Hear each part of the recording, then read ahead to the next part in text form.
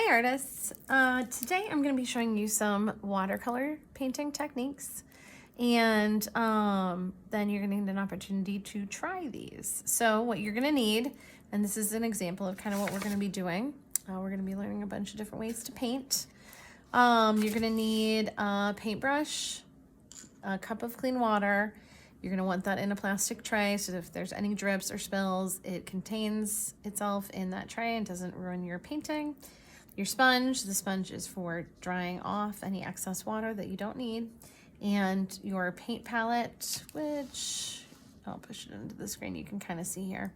I'm using just your basic bright colors. If you are using a different palette, so for example, this one has some like glitter to it, your painting techniques might look a little bit different because the paint may be more or less vibrant than these paints. But that doesn't mean you're doing anything wrong. So your paints might be a little bit different than mine, so it might turn out a little bit different, but you could still be doing it correctly. So I don't want anyone to worry. The first thing we're gonna do is, and I have already kind of done this, is you're gonna take your piece of paper, you are gonna fold it in half like this. For the littler kids, we usually call this folding something, hamburger or hot dog. Then you're gonna fold it in half again, like this. And then you're gonna have to fold it in half one more time, like this. This isn't origami, so you don't need to worry about making good creases. But when you unfold it, you're basically gonna have these little like blocks, segmented like rectangles on your paper. 1, 2, 3, 4, 5, 6, 7, 8. And that's what you're gonna need. So I'm gonna slide my paper underneath here. The first thing that we're gonna do is something called a flat wash. A flat wash is basically when you are just wanting one color to appear on a piece of paper basically that is flat. It's one flat color, it's not streaky, there's no like gradient, it's not moving from like a lighter value to a darker value. It's just flat. So that's the first thing we're gonna do. So the first thing you're going to do is take a brush full of clean water and you are going to kind of spread it across that square. You don't need to fill in the whole square, or not square, rectangles. These are really rectangles. You don't need to fill it all in because, as you can see right here, you're just going to be doing a section of it. You're not going to be doing the whole thing. Then what you're going to do is hydrate whichever color you want to use. In that example I just did, I used yellow. For this one, I can use orange. So I'm gonna hydrate it by adding a couple of brushfuls of clean water. And you're just gonna use your paintbrush to swish that water around and it's gonna be hydrated. Then on the area that you just painted with clear water, you're gonna move your brush gently back and forth, adding more paint as you need to.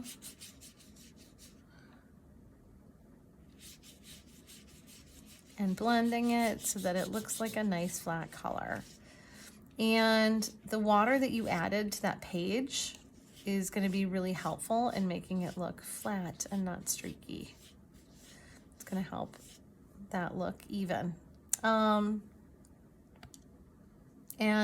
you can see the edges are a little bit messy, but that's fine because we're just practicing that technique. But the center of it, you can see, is a nice flat color. There's not a lot of brush strokes in it. The next technique we are gonna do is called a gradient, and that's a little bit different. And for that, I'm gonna start out the same way. So I'll move this over a little, and sorry, you guys can hear people in the background. I'm at school right now and you are all in other classes. So I'm gonna add water to the area that I'm gonna paint, just clear water again. And when you do this, you don't wanna soak the paper. There's not any big puddles on it. You're just adding a thin layer of water. Then I'm gonna use the orange for this because it's already hydrated. That color is already hydrated. And I like to use a color that is analogous to it. So a color that's close to it for gradient because that's just easier to blend. You can create gradients with different colors, including colors that are complementary. Those might look a little muddy or brown in the middle because complementary colors interact with each other in a way that alters their colors pretty significantly. So I'm gonna pick, I did pick orange. I think I'm gonna pick red. Red's my favorite color. I'm gonna add a couple brushfuls of water to the red. And now that color is hydrated as well. Then I'm gonna go back into the orange because I like to start by applying the lighter color first. So I like to add the light color and then add dark color into it. The dark colors are gonna overwhelm lighter colors typically. So you're gonna wanna use your dark colors a little bit more sparingly, or a little less of your dark colors than you are your light colors. So again, I'm not filling in this box perfectly. We're just working on technique. And you can see as I do this, kind of going back and forth, I'm using the side of my brush, and then the color, because we did add water to that paper, kind of spreads out and looks more even, which is nice. Because we want our gradient to look kind of smooth. All right, so I put down my orange. I put down a lot of the orange because that's my lighter color, and I'm gonna go into the red. I'm gonna use the sponge to dry off my brush a bit because I have a little extra water, and then I'm gonna just work that red into the orange like this. Clean your brush in between the times that you are going into your paint wells. So just because you hydrated one color doesn't mean that you're not going to need to rehydrate it from time to time. As you're using paint, you're also using the water, so sometimes you will need to add extra water to it. I'm not needing to right now.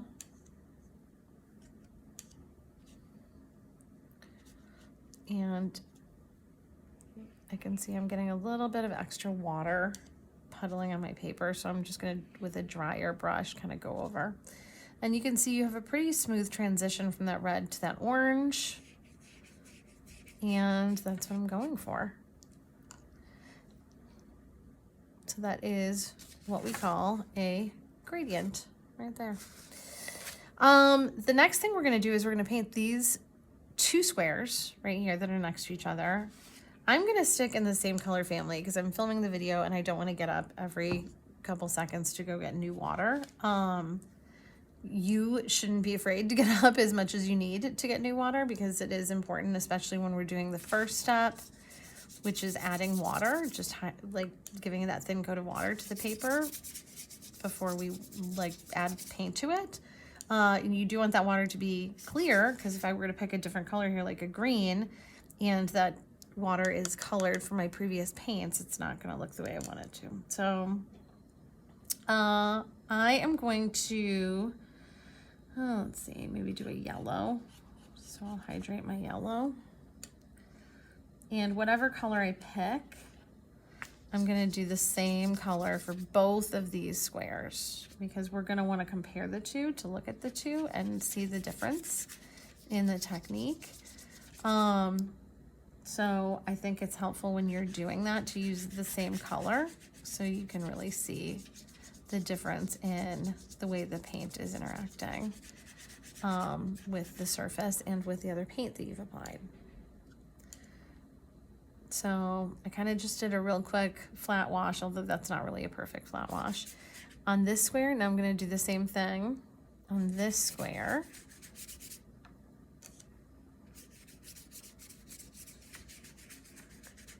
I add my clear water, and I'm going to use yellow because that's what I used in this square.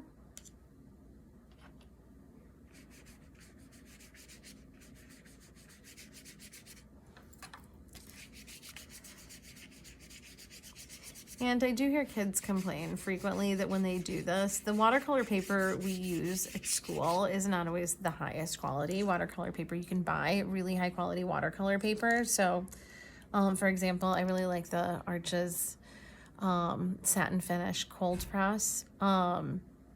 And that's going to be pretty expensive. It really wouldn't be cost effective to use it in a classroom setting. And when you use really nice paper like that, your colors do look a lot better. Your flat washes look a lot more flat. Your gradients look a lot more smooth. You don't necessarily get the crinkling that you see that I hear kids complain about. But that's okay because it will flatten out, and you can always flatten it out later as well if you're getting a little bit of waviness due to the water and the paint that you've just applied. All right, so right here in the second square, we're gonna do something, and that is called damp into damp, wet into wet paint. So this paint right here is still wet, but I'm gonna pick another color, and I'll pick another color that I hydrated. I'll pick red, and I'll paint on top of it, and you can see the way it's kind of spreading out and bleeding. Here I did it with purple and green, and you can see if you get really close how the paint sort of spread out. The wet paint that was the purple spread out into the wet paint that was the green. That is something that is a technique you can use.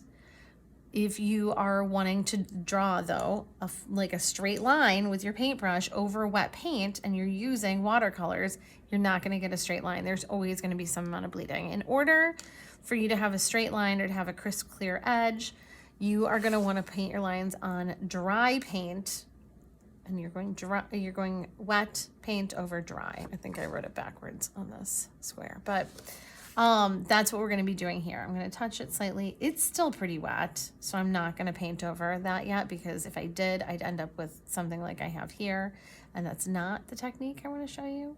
So I'm going to leave that there to dry, and I'm going to skip down to the next one. And for this, I'm really going to need a dry brush. So I have a paper towel here. I'm just going to wipe my brush gently, get it as dry as I can. Remember, you're always wanting, when you're dragging your brush across paint or across the paper, you're always going to want to drag it this way towards you. You're not going to want to push it so that the bristles kind of stick out and fray, and you give the brush kind of like a crazy, we call it crazy here in the younger grades, because we want to still have our brush be smooth with a fine point at the end in case we want to make a straight line or do a detail with our paint. So we're going to dry it off, and then I'm going to pick a color. Maybe I'll pick orange again.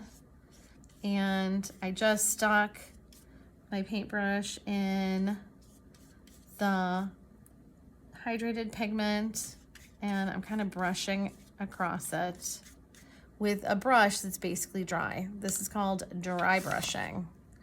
And you can see when you do that, you can kind of see the texture. You can see all the little bristles that have the paint on them are sort of spread apart, and they create this like little scratching kind of look on it. Dry brushing is another technique. You can see I did it here with purple that you can use that's appropriate in different things depending on what you're painting. But if you are wanting a texture that looks like this, you're going to achieve that by using a brush that is pretty much dry. So you're really going to want to dry that off before you go ahead and try to make those marks. And this is still damp. I was going to bounce back up here and show you wet paint over dry paint, but that's not ready, so I'm going to go back down here. And in this square, I'm going to, again, apply clear water, although you probably can't see it on this video. My water is looking like it's a little orange, actually. Reddish orange, because I've been using all these warm colors here. I feel like that's okay. If I were making an actual painting, I might want to get new water again, but for this, just this, I won't. For this video, I won't. So I coated this with clear water. I'm going to pick another, let's see, I'll pick blue, another color, because I've used a lot of warm colors on this piece of paper. So I'll try a cool color.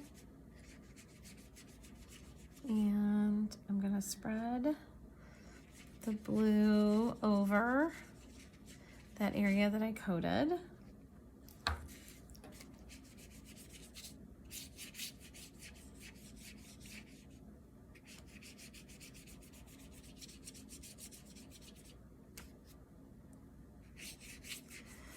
Now, before this dries, I'm gonna do something called paper toweling, which is where I use a paper towel. You could use a sponge, there are other things that you can use, to kind of crumple up and to dot it, press it to the paper and use it to remove or to subtract some of the paint that's on there. Usually when I do this with blue and I take it up, kids always say, oh, it looks like clouds. This is a way that you could paint clouds. You can see whenever I do that, the blue comes off on the paper towel and it also comes off of the page. I'm not trying to make clouds. I'm just trying to show you how much of the paint you can get off. You do have to do this when your paint is wet. If you wait till it's dry and you press a paper towel to it, I mean, I'll show you right here. Nothing's gonna happen. Because this square we did a while ago, it's totally dry. No paint has come off the paper, no paint is on the paper towel.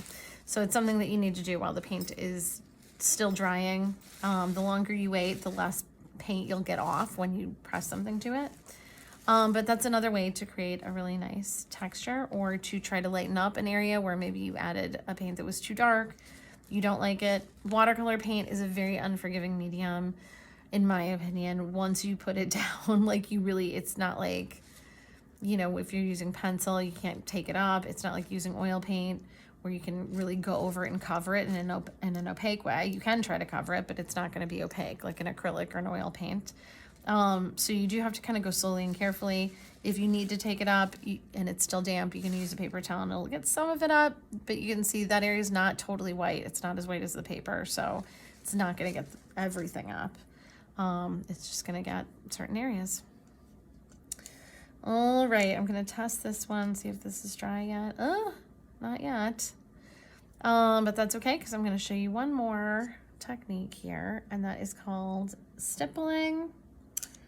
For that, I'm going to use green, so I'm going to lightly hydrate it green. And you are just going to be using the tip of your paintbrush to make little dots.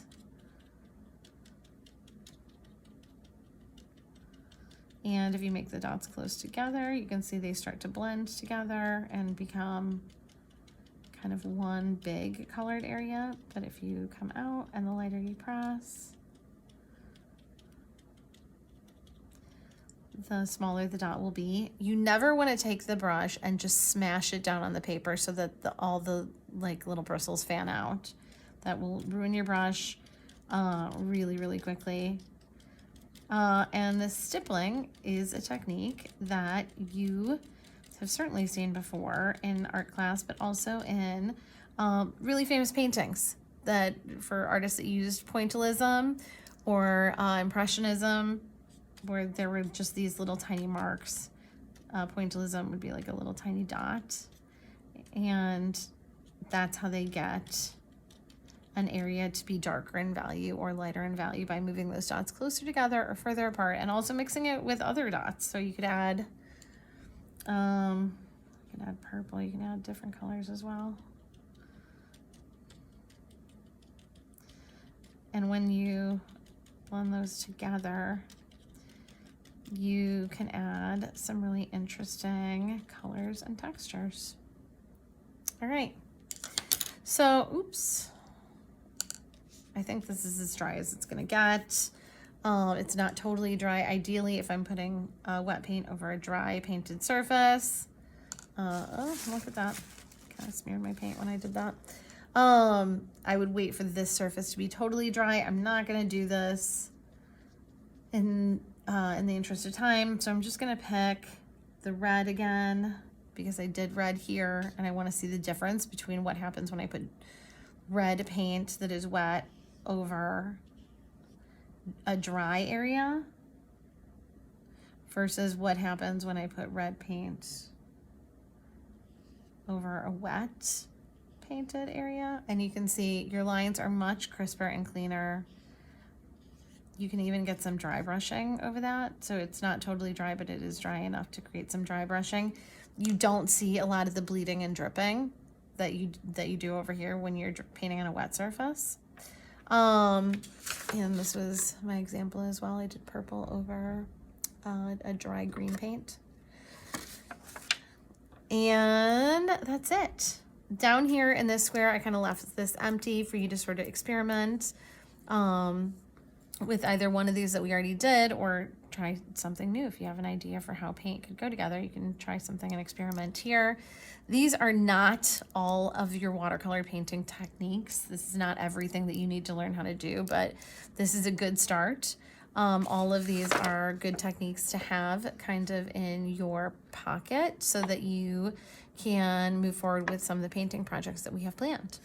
And having practiced this and learning those techniques, I think is really going to be helpful. As always, if you were a person who chose to mix your custom colors on the lid, because you are way too sophisticated to stick with your right out of the box colors, make sure before you clean up to take a paper towel, wipe it down, make sure it's totally clean so that when this shuts, you don't have all that water going into that, those different colors. Also make sure that your brush is clean when you're storing it, returning it to be stored. You're storing it bristles up in the cup. So you're not storing it with the bristles down. That's how the bristles get smashed. And make sure when you're carrying your paints that you're carrying them flat. If you tilt them to the side, and I'm not going to do it too much now because these paints are wet, the paints are going to roll around in there and they're going to get all disgusting and mixed up. So you're carrying it flat and then you're storing it flat. If you put it in a box or a surface and it's tilting to the side like that, it's going to end up being really gross. It's going to be a messy palette. So I'm going to let you guys go ahead and get started. This is what I would like you to complete today. All right, good luck.